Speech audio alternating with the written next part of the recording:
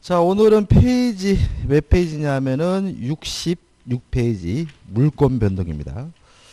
자, 물권 변동해가지고 1번 뭐가 나오냐면 공시 원칙이 나와요. 자, 좀 생각을 해보면은 공시라는 말은 뭐냐면 대외적으로 보여주는 것, 밝히는 걸 우리가 공시라고 합니다. 공시 뭐 의사 일정을 공시했습니다. 이런 말을 쓰잖아요. 근데 우리가 부동산은 자신이 소유자임을 보여주려면 뭘 하면 되냐면 등기를 하면 되고요. 동사는 자기가 권리자임을 보여주려면 뭘 하면 되냐면 점유를 하면 되는 거죠. 그러면 결국은 부동산의 등기나 동산의 점유는 자신이 권리자임을 대외적으로 보여주는 방법이니까 이걸 우리가 뭐라 그러죠? 공시 방법이라고 하는 거죠. 자, 그 다음에 이렇게 부동산은 등기, 동산은 점유하면 자신이 권리자임을 대외적으로 보여주게 되는데 이걸 뭐라 그러냐면 공시의 원칙이라고 해요. 조심할 것은 가끔 책에 물권이 변동되려면 등기해야 되는 게 공시원칙이다 이렇게 써있는 책이 있는데 그건 아니에요. 그러니까 그게 아니라 자신이 권리자임을 대외적으로 물권이 변동됐다는 사실을 대외적으로 보여주는 걸 우리가 공시원칙이라고 하고요. 이 공시원칙이 두 가지가 있죠. 교재에 나와 있죠. 형식주의, 그 다음에 의사주의 이렇게 나와 있어요. 자, 형식주의는 우리 민법에 채택하고 있고요. 의사주의는 프랑스 민법이 채택하고 있는데 프랑스를 신경 쓸 필요가 없고요. 일본 놈들이 채택하고 있다. 그렇죠? 일본 놈들이. 자, 형식주의는 우리 민법인데 자, 이런 문제입니다. 갑이라는 사람이 A라는 건물을 가지고 있는데 을과 만나서 매매 계약을 했어요. 그래도 아직 을에게는 뭐가 없는 거죠? 소유권이 없는 거죠. 그러면 을의 입장에서 소유권을 취득하려면 갑으로부터 뭘 받아야 돼요? 이전 등기. 다시 말하면 이전 등기라는 특별한 형식을 갖춰야지만 소유권을 취득한다. 그래서 이걸 우리가 형식주의라고 하는 거죠. 다시 말하면 이전 등기를 해야 소유권을 갖는다. 등기라는 특별한 형식을 갖춰야 소유권을 갖는다. 형식주의고요. 그 다음에 이걸 우리가 다른 말로 하면 뭐라 그러냐면 성립요건주의라고 해요. 자, 왜 그러냐면 갑에서 을로 소유권이 넘어오려면 물권 변동이 성립되려면 뭘 해야 되죠? 등기를 해야죠. 그러면 물권이 변동되려면 물권이 성립되려면 등기가 필요하다. 그래서 이거 우리가 성립요건주의라고 하는 거죠. 근데 의사주의는 좀 다르다는 거죠. 갑이 A라는 건물을 가지고 있는데 을과 만나가지고요. 매매 계약을 했어요. 그 을이 갑에게 대금을 다 지급했더니 갑이 을에게 뭐라 그러냐면 이제부터 이 건물은 네 거래요. 다시 말하면 갑에서 을로 소유권을 넘겨준다는 의사의 합치만 있으면 이전 등기를 하지 않더라도 소유권을 갖게 되는데 이거 우리가 의사주의라고 하는 거거든요. 근데 좀 생각해 볼 것은 뭐냐면 그러면 을은 자기 앞으로 등기하지 않아도 소유권을 가져요. 그럼 뭐하러 등기하느냐? 이 상태에서 을에게 소유권이 있긴 하지만 갑이 또다시 건물을 병에게 팔아먹고 병에게 이전 등기를 해줘 버리면 을은 자신의 소유권을 가지고 을에게 뭐하지 못하냐면 대항하지를 못해요. 따라서 을이 등기하는 이유는 소유권을 취득하려고 등기하는 것이 아니라 제3자에게 대항하기 위해서 등기하는 거다. 이걸 우리가 대항요건주의라고 하는 거죠. 자, 그럼 생각해 보시면 자, 일단 의사주의도 공시원칙이 관철되어 있는 거죠. 다시 말하면 을이 자신의 소유권을 가지고 병에게 주장하려면 병에게 보여주려면 자기 앞으로 뭘 해야 돼요? 등기를 해야 되는 거니까 이 의사주의도 공시원칙이 관철되어 있고요. 그 다음에 또 하나 생각해 볼 것은 뭐냐면 일반적으로 의사주의는 공신의 원칙을 채택하게 돼요. 왜 그러냐 보세요.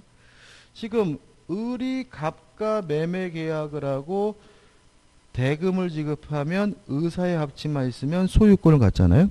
그러면 갑 앞에 이루어진 등기는 무효죠. 그죠?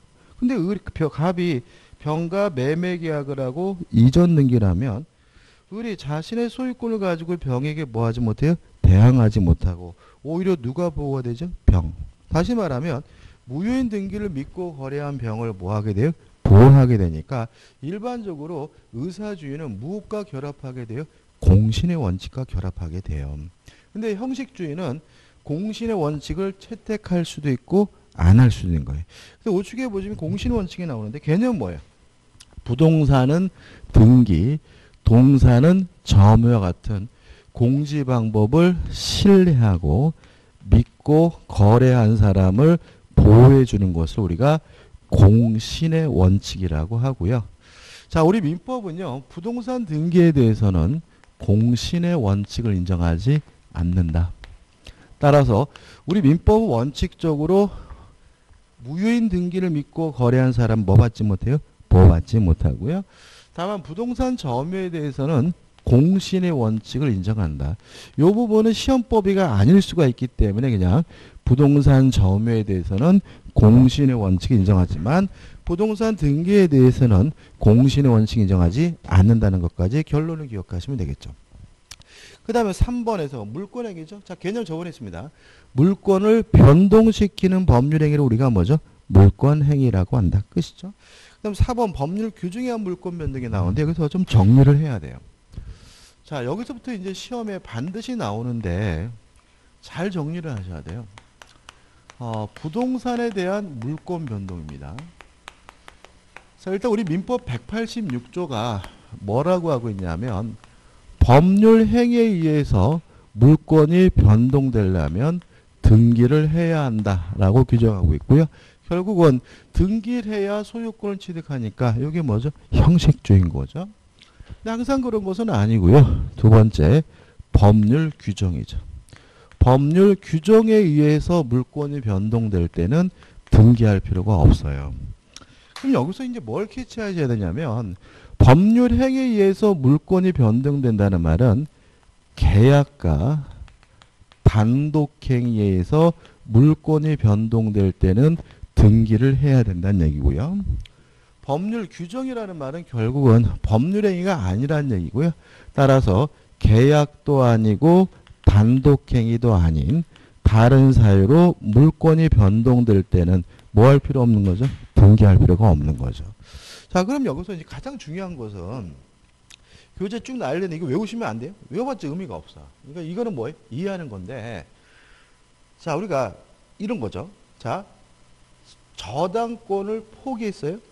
저당권을 포기했다는 이유로 저당권이 소멸되려면 말소 등기를 해야 될까요? 할 필요가 없을까요?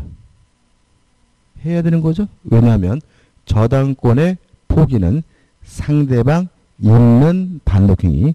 단독행위에 의한 물권 변동은 뭘 해야 돼요? 등기를 해야 되는 거죠. 자, 공유 지분을 포기했어요. 공유 지분을 포기했다는 이유로 다른 공유자에게 지분의 비율로 흡수되려면 등기를 해야 될까요? 할 필요가 없을까요? 공유 지분의 포기. 해야 되겠죠? 왜요? 공유 지분의 포기는 단독행위니까요. 이해되시죠? 그죠? 근데 이것도 굉장히 다 틀리죠. 그러니까 뭔지 모를 무언가를 막 외워제끼고 나서 그냥 내가 외운 게 아니면 다 틀려버리면 이렇게 하면 안 되고 크게 기억하는 겁니다. 계약과 단독행위. 특히 단독행위. 포기에 의한 물권 변동은 단독행위에 의한 물권 변동, 법률행위에 의한 물권 변동이니까 뭘 해야 돼요? 등기를 해야 되는 거죠. 그 다음에 세 번째로 판결이죠.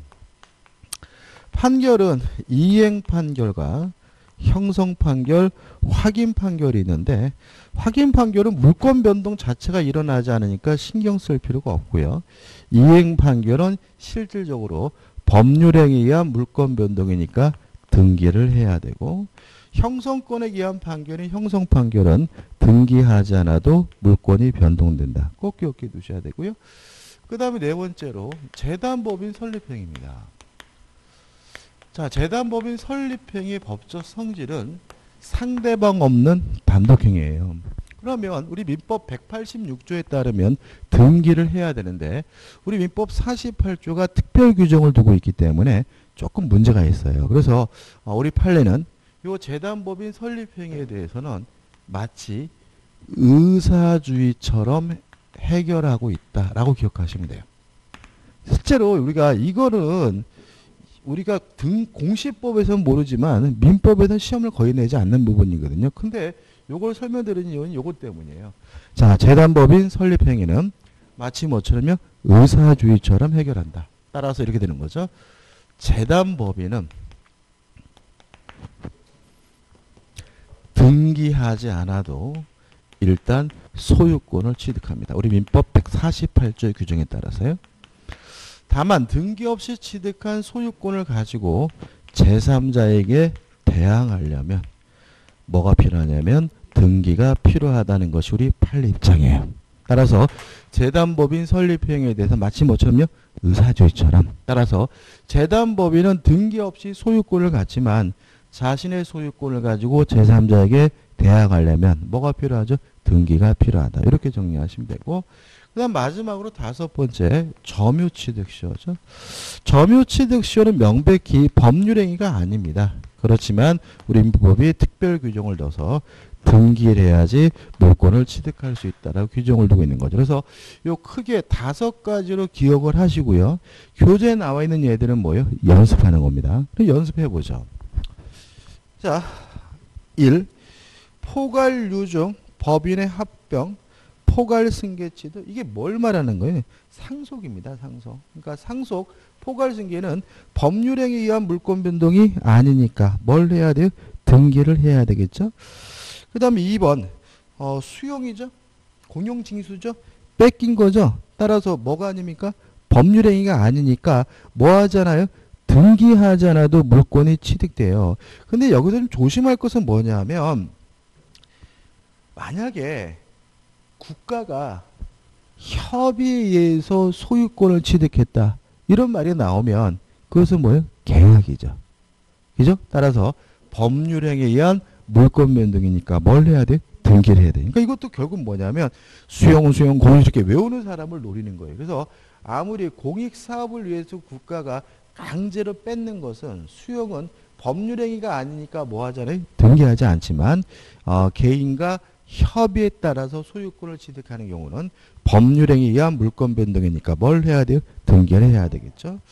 그 다음에 3번 형성 판결은 뭐 할 필요 없죠? 등기할 필요가 없고 이행 판결은 등기를 해야 되고 그 다음에 4번 경매도 법률행위가 아니죠. 따라서 등기하지 않아도 소유권을 가져요. 언제? 경락대금을 완납했을 때. 5번째 점유취득시효 등기를 해야 됩니다. 근데 다시 한번 말씀드리지만 요 거를 기억하실 때 가장 중요한 건 뭐예요? 2가지예요. 실제로 우리가 공인중개사 시험에서 다음 중 등기해야 되는 경우는 물어보면 뭘 찾으면 돼? 계약을 찾으면 되는 거야. 근데 이 뭔지 모를 무언가를 외워 제껴버리면 쉬운데도 불구하고 뭐 할 수 있어요? 틀릴 수가 있으니까 요 2가지가 가장 큰 틀이라는 거 잊지 마시기 바랍니다. 자, 그 다음에 넘겨보시면 미등기 매수인에 뭐가 나오죠? 법적 지위가 나오죠. 자, 한번 생각해 보죠.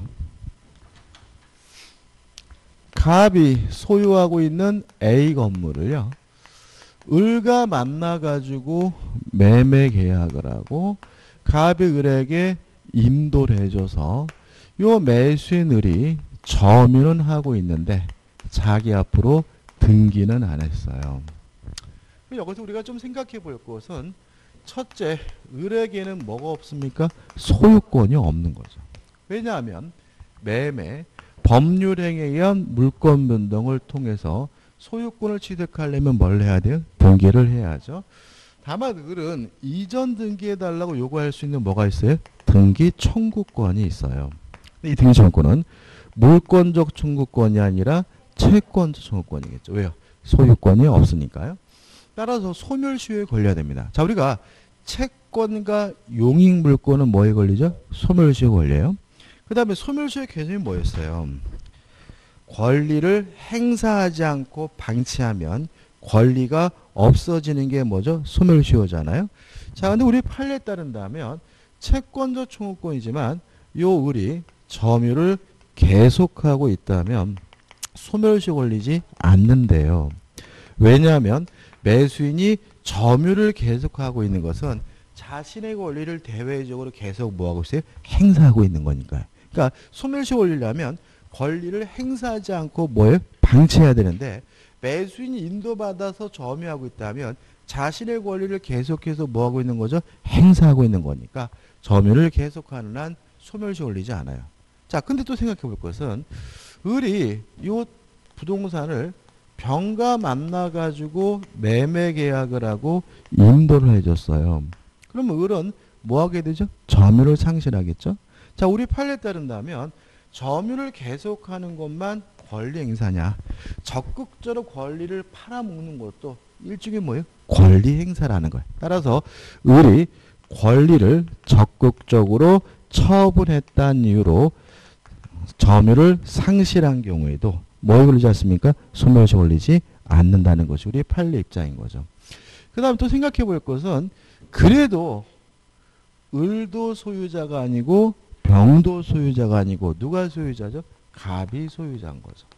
따라 갑은 제3자에게 자신의 소유권을 이유로 방해, 배제를 청구할 수 있는데 조심할 것은 갑은 을에게 반환을 청구할 수가 없고요. 병에게 반환을 청구할 수가 없다. 이유는 뭐죠? 금반환의 원칙이죠.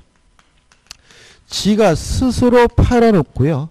스스로 인도해 준 후에 이전에 내 거니까 돌려달라고 요구하는 것은 명백히 뭐죠? 반대되는 언행이다. 따라서 갑이 여전히 법적인 소유자라 하더라도 양수인인 을에게도 반환 청구할 수 없고 전득자인 병에게도 뭐 할 수 없죠? 반환을 청구할 수가 없다까지 기억해 두시면 되겠죠. 자, 그 다음에 이제 6번 시효취득자 승계의 지위인데 여기서 안 볼 겁니다. 이거는 뭐예요? 시효취득할 때 볼 거예요. 그 다음에 우측에 보시면 뭐가 나오죠? 부동산 등기죠.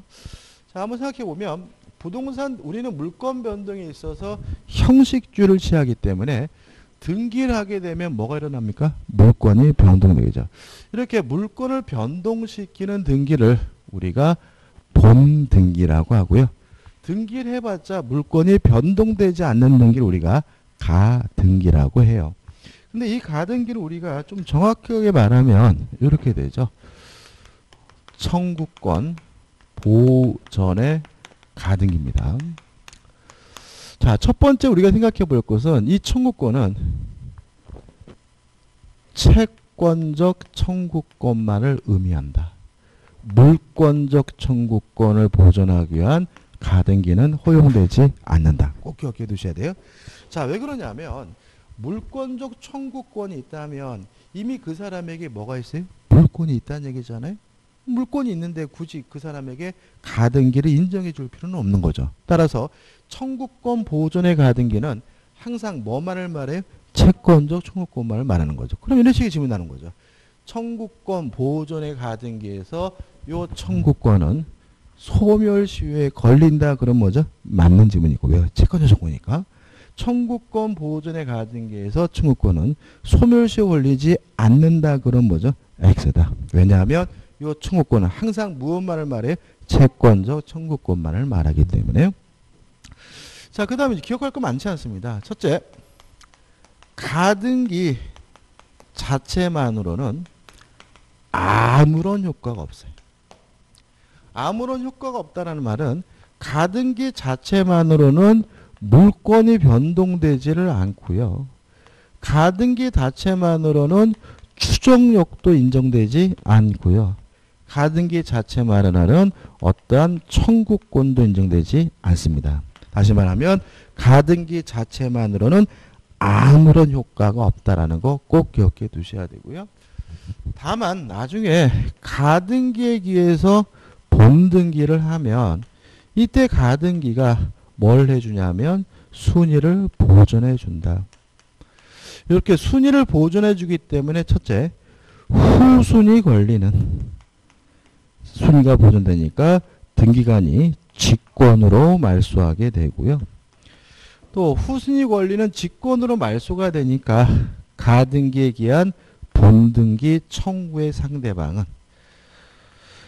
현재의 소유자가 아니라 가등기 당시 소유자다. 왜냐하면 어차피 현재의 소유자의 본등기는 직권으로 뭐가 돼요? 말소가 되니까요. 근데 여기서 항상 잊지 말아야 될 게 있어요. 시험에 항상 문제가 되는 것은 뭐냐면 물권 취득 시기죠. 물권을 취득한 시점은 언제입니까? 본등기한 때. 그죠?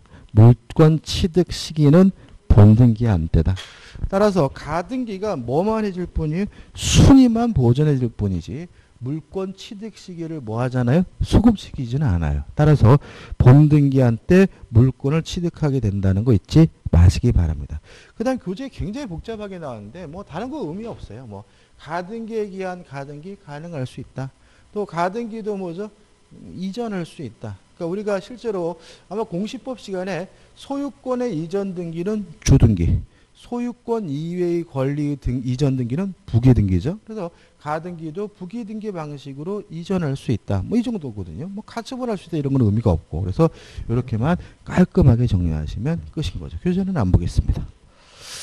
자, 넘기셔가지고 이제 교재 2번에서 등기 충원권이 나오죠. 이것도 안 볼 거예요. 자, 왜냐하면 자, 저번 주 우리가 물권으로부터 발생하는 청구권이 뭐예요? 물권의 청구권.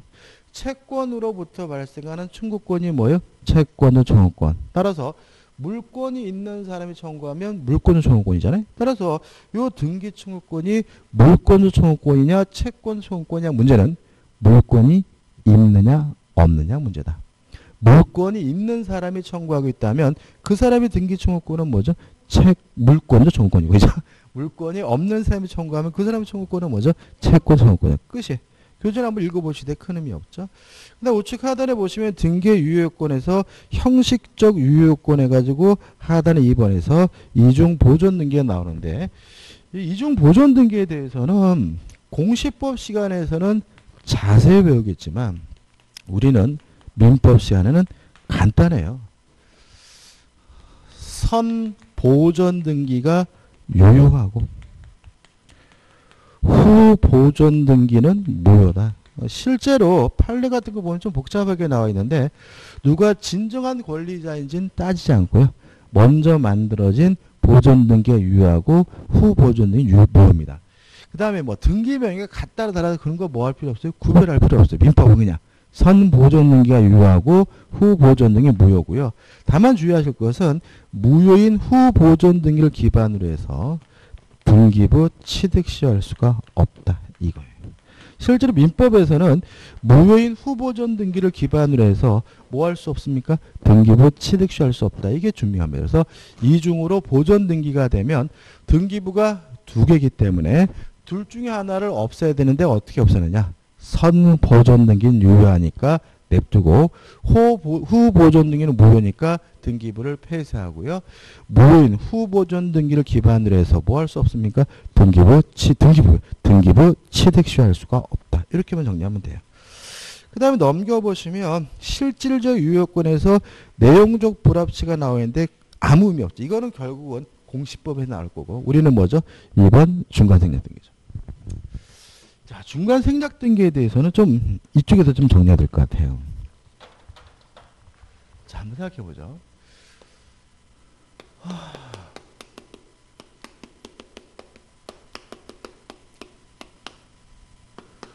첫째, 원칙적으로 유효해요. 그죠?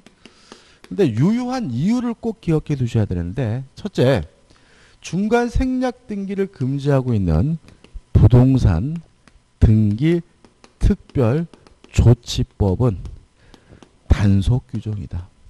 따라서 하다 걸리면 뭔 받아요? 처벌은 받지만 등기 자체는 뭐죠? 유효하고요. 두 번째는 중간 생략 등기 왜 하죠? 세금 안 내려고 하는 거죠. 세금 회피는 인간 본성에 바르니까 뭐 하죠 않죠? 반사회적이지도 않다. 이것도 시험이 잘 나와요. 따라서 반사회적이지도 않고 이것을 금지하고 있는 부동산 등기 특별조치법은 단속 규정이기 때문에 무효가 아니라 뭐죠? 유효한 거죠. 그런데 이것이 항상 유효한 것은 아니고 예외적으로 무효인 경우가 있다. 어디죠? 토지거래 허가죠. 토지거래 허가 구역 내에서 중간 생략 등기가 이루어졌다면 허가를 안 받았든 받았든 따지지 않고 뭐가 돼요? 무효가 된다. 그 다음 세 번째로 아직 등기가 안 돼 있는 상태예요. 자, 왜 여기서 정리했냐면 우리가 최근 출제 경영은 중간 생략 등기하고 요구하고 결합시켜요. 왜 그러냐면 지금 갑이 을에게 팔고 인도만 해주고 등기를 안 해줬고 을이 병에게 팔고 인도만 해줬고 등기를 안 해줬는데 갑에서 병으로 직접 등기를 해줬다면 여기 뭐 중간생 등기잖아요. 그래서 등기를 갖추지 않은 매수인의 법적 지위와 중간 생략 등기를 같이 결합시키고요. 아직 지금 등기가 안 돼 있는 상태라면 병은 어떻게 해야 돼요? 원칙. 을을 중간자를 대위해서 등기를 청구해야 되는 것이 원칙인 거죠. 그죠? 다시 말하면 병은 을과 만나서 매매 계약을 하고 대금을 지급했다면 이전 등기해달라 요구할 수 있는 뭐만요? 채권만 있는 상태니까 을에게만 주장할 수 있겠죠? 갑에게는 주장할 수 없죠. 따라서 을을 어떻게 해요? 대위해서 이전 등기시킨 후 이전 등기 받아야 되는 것이 원칙인데 꼭 그래야 되느냐 문제에 대해서 우리 판례는 전원의 합의가 존재한다면 그때는 직접 청구도 가능하다는 거죠. 다시 말하면 갑을 병 모두가 합의를 했다면 이때 병은 을을 대의하지도 않고 갑에게 직접 이전 등기해달라고도 뭐 할 수 있어요? 청구할 수 있어요. 근데 여기서 좀 조심할 것은 뭐냐면 같은 말인데 전원의 합의에서 최초 양도인인 갑의 동의는 필수예요. 왜 그러냐면 중간 생략 등기가 이루어지게 되면 갑이 피해를 봐요. 그죠? 예를 들어가지고 갑이 과거에 1억에 산 땅을 을에게 1억 5천에 팔았고 을이 병에게 2억에 팔았거든요. 근데 중간 생략 등기가 이루어지게 되면 갑이 1억에 사서 2억에 판 거로 돼버리기 때문에 이 갑에게 뭐가요? 세금이 엄청 많이 나와요. 그래서 갑이 반드시 뭘 해야 돼요? 동의를 해야 된다. 그래서 갑이 어떤 형태든 거부하고 있다면 병은 갑에게 직접 이전 등기해달라고 청구할 수 없다. 다시 말하면 전원의 합의가 필수인데 전원의 합의가 필요한데 최초 양도인의 동의는 필수다. 그래서 어떤 형태든 최초 양도인이 뭐하고 있어요? 거부하고 있다면 직접 이전 등기해달라고 뭐하지 못해요? 청구하지 못한다는 거 기억해 두시기 바라고 두 가지는 같이 정리해 주시는 것이 좋습니다. 끝이죠. 그 다음에 우측에 보시면 5번 해가지고 등기 추정력이 나옵니다. 이것도요 잘 정리하셔야 돼요. 이 교재도 나와 있는 내용은 뭐죠? 정리를 깔끔하게 한 후에 보자고요. 그죠? 자, 왜 이걸 잘 정리해야 되냐면 이 추정력에 대해서 또 이것도 막 개별적으로 막 찢어발기해서 막 외워버리면은 문제 풀 때 또 풀지를 못해요. 어떻게 보면 되게 당연한 거거든요. 어려워하시는 분도 많고. 자, 정리해보자고요. 갑이 을과 만나가지고 매매 계약을 하고 갑이 을에게 이전 등기를 해주면 을이 뭘 갖습니까? 소유권을 갖습니다. 따라서 을은 자기 앞에 등기하고 있기 때문에 몇 가지 사실에서 추정이 돼요. 첫째, 소유자임을 추정받아요. 우리가 권리의 적법이 추정된다. 이렇게 되는 거죠. 또 을이 소유권을 취득하려면 요 매매 계약이 유효해야 돼요. 따라서 요 매매 계약이 유효함도 추정을 받는데 이걸 우리가 뭐라 하느냐 하면 등기 원인의 적법이 되는 거죠. 물론 이 매매 계약이 대리인을 통해서 이루어졌다면 대리권이 있어야 매매 계약이 유효하잖아요. 따라서 대리권의 존재도 뭐가 돼요? 추정이 되는 거예요. 이해되시나요? 만약에 이 등기가 저당권이에요. 그러면 적법한 저당권자임을 뭐 받아요? 추정을 받고요. 저당권이 있으려면 반드시 뭐가 있어야 돼요? 채권이 있어야 되니까 등기 원인의 적법, 채권의 존재도 뭐가 되는 거예요? 추정이 되는 거예요. 간단하죠, 그죠? 그 다음에 세 번째, 을이 소유권을 취득하려면 등기가 유효해야 되니까 등기가 유효하다, 등기 절차의 적법도 추정이 되는 거죠. 따라서 요 세 가지에 대해서 추정되기 때문에 을은 스스로 뭐 할 필요 없습니까? 입증할 필요가 없는 거예요. 물론 제3자에게도 입증할 필요가 없고요. 전 권리자인 갑에게도 뭐 할 필요 없어요? 입증할 필요가 없는 거죠. 따라서 만약에 갑이 을에게 내가 너한테 언제 팔았니? 그러면 을은 갑에게 샀다는 사실을 입증해야 되는 것이 아니라 갑이 을에게 안 팔았다는 사실을 뭘 해야 돼요? 입증을 해야 되는 거다. 제3자 병이 야 인마 그게 네 거냐 내 거지라고 지랄거리면 을은 병에게 자신이 소유자임을 입증해야 되는 것이 아니라 병이 갑의 소유가 아니면 뭘 해야 돼요? 입증을 해야 된다는 거죠. 그래서 세 가지가 추정이 되는 거예요. 근데 여기서 좀 조심할 것은 이러한 추정이 항상 유지가 되는 것은 아니고 추정이 깨지는 경우가 있어요. 근데 여기서 좀 조심할 것은 뭐냐 하면 가끔 추정이 깨졌으니까 그 등기는 무효겠구나 이렇게 생각하시는 분들 이것도 만만의 콩떡인 거죠. 왜냐하면 추정받는다는 말은 스스로 뭐 할 필요 없어요? 입증할 필요가 없다는 얘기니까 추정이 깨졌다는 말은 당장 그 등기가 무효란 얘기가 아니에요. 입증을 해야 된다는 의미에 불과한 거죠. 따라서 추정이 깨졌으면 그 등기가 무효란 말이 아니라 왜 그런 일이 벌어졌는지에 대해서 이제 등기 명인이 뭘 해야 돼요? 입증을 해야 된다. 당장 아직은 뭐는 아니에요? 무효인 것은 아닌 거예요. 그럼 언제 추정이 깨지느냐? 첫째, 반증이 존재하면 추정이 깨진다. 갑이요. 을의 소유가 아님을 입증했어요. 을이 가지고 있는 매매계약서가 위조됐다는 사실이 입증이 됐어요. 그럼 뭐예요? 반증이 있는 거니까 을의 추정은 뭐가 돼요? 깨지고요. 또 병이 을의 소유가 아니라는 사실을 입증했어요. 을의 것이 아니라 개똥이 거란 사실을 입증하면 반증이 존재하기 때문에 추정이 뭐가 되는 거죠? 깨지는 거죠. 이게 너무나 당연한 거예요. 근데 우리가 따로 기억할 것은 두 번째인데 사망한 사람 허무인으로부터 이전 등기가 이루어지면 아마 공시법 시간에 배우셨겠지만 일단 등기는 유효한 거예요. 다만 추정은 뭐죠?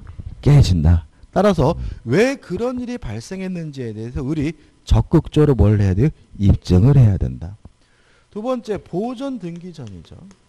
보존 등기 전에 소유자가 존재했어요. 이거 우리가 뭐라 그러죠? 모두 생략 등기라고 하는 겁니다. 보시면 갑이라는 사람이 건물을 신축을 했죠. 건물을 신축하는 것은 법률행위가 아니잖아요. 사실행위잖아요. 따라서 신축자는 등기 없이 뭘 갖게 돼요? 소유권을 갖게 되는데 신축을 한 후에 갑이 이 건물을 을에게 팔았어요. 그럼 FM은 자기 앞으로 보존 등기를 한 후 이전 등기해 줘야 되는 것이 FM인데 그래봤자 갑에게 뭐가 나와요? 세금만 나오거든요. 그래서 갑이 직접 을 앞으로 보존 등기를 해줬으면 이거는 중간이 생략된 것이 아니라 맨 앞대가리가 생략됐기 때문에 모두가 앞대가리예요. 앞대가리 생략 등기에서 뭐죠? 모두 생략 등기고요. 이 등기는 일단은 뭐죠? 유효한 겁니다. 다만 보존 등기 전에 소유자가 존재하고 있기 때문에 추정은 뭐가 돼요? 깨져요. 따라서 갑이 그 사실을 부정하게 되면 을의 등기는 추정받고 있지 않기 때문에 을은 왜 그런 일이 발생했는지에 대해서 적극적으로 뭘 해줘야 돼? 입증을 해야 되는 거죠. 이해되시죠? 이거 잘 정리하셔야 돼요. 안 그러면 아이씨 모두 생략 등기가 유효인데 왜 또 추정이 깨지고 지랄해 이래버리면 뭐 이거 막 헷갈리는 거예요. 그죠? 중기는 뭐예요? 유효합니다. 다만 추정은 뭐죠? 깨지기 때문에 왜 그런 일이 발생했는지에 대해서 뭘 해야 돼요? 입증을 해야 돼요. 그 다음에 요 사망한 사람으로부터 허무인으로부터 이전 등기가 되거나 보존 등기 전에 소유자가 존재하는 경우에는 추정이 깨져요. 근데 만약 이것이 각종 특별 조치법에 따라서 이루어진 등기라면 이때는 추정이 깨지지 않고 유지가 된다는 것이 우리 판례 입장입니다. 다시 말하면 사망한 사람으로부터 이전 등기됐어요. 추정이 깨지거든요. 근데 그 등기가 특별조치법에 따라서 이저 등기된 등기라면 추정이 깨지지 않고 뭐가 돼요? 유지가 되는 거죠. 그것이 얘기죠. 자, 이거 가지고 교재 볼게요. 자, 1번 소유권 이전 등기의 추정력 해가지고 1 요겁니다. 자, 추정받는다는 말은 스스로 뭐 할 필요 없어요? 입증할 필요가 없는데 제3자에 대해서뿐만 아니라 전 권리자에게도 뭐 할 필요 없죠? 입증할 필요가 없다. 2. 다만 허무인 사망한 사람으로부터 이전 등기가 됐다면 추정이 뭐가 돼요? 깨진다. 그 다음에 3번. 3번은 이게 뭐냐면 이게 이렇게 나오니까 무슨 말인지 할 것 같은데 자 이런 얘기입니다. 추정받으면 을이 스스로 뭐 할 필요 없어요? 입증할 필요가 없죠. 근데 만약에 을이 스스로 입증하려다가 실패했어요. 그래도 추정이 깨지지 않고 뭐가요? 유지가 된다. 그 얘기예요. 다시 말하면 반증 제3자나 전권리자가 반대 입증을 해야 비로소 뭐가 돼요? 추정이 깨지는 것이지. 등기 명의자가 스스로 입증하려다가 실패했다는 이유만으로는 추정이 뭐 되지 않아요? 깨지지 않고요. 그 다음에 넘겨보시면 4번. 이거 뭐죠? 반증이죠. 반증이 존재하면 뭐가요? 추정이 깨진다. 자, 읽어볼까요? 소유권 이전 등기 등기 원인으로 주장된 계약서가 진정하지 않은 것으로 증명이 됐어요. 뭐가 있는 거죠? 반증이 있는 거죠. 반증이 있으면 뭐가 됩니까? 추정이 깨진다. 그죠? 그 다음에 5번 소유권 이전 등기 격려되면 대리권에 준 추정된다. 이렇게 기억하면 안 되겠죠? 어떻게 기억하자고요? 등기 원인의 적법이 뭐죠? 추정된다. 따라서 매매가 유효하면 뭐가 돼요? 추정되고 매매 계약이 대리인을 통해서 이루어졌다면 대리권의 존재도 뭐죠? 추정된다. 뭐 6번은 의미가 없죠. 그 다음 2번 해가지고 소유권 보존인데 복잡하게 나오는데 이거죠. 보존 등기 전에 소유자가 존재하는 경우는 추정이 뭐가 돼요? 깨진다. 무슨 아시겠어요? 한번 읽어볼까요? 자 이렇게 됐잖아요. 밑에 줄. 보존 등기가 원시 취득에 의한 것이 아니라는 것이 입증됐어요. 그 말은 뭐예요? 보존 등기 전에 뭐가 있다는 얘기예요? 소유자가 있다는 거죠. 즉 건물을 신축한 자가 따로 있거나 토지를 사정받은 자. 이 토지를 사정받았다는 말은 국가로부터 뭐죠? 불화받았다는 얘기거든요. 이게 다 뭐예요? 원시제죠.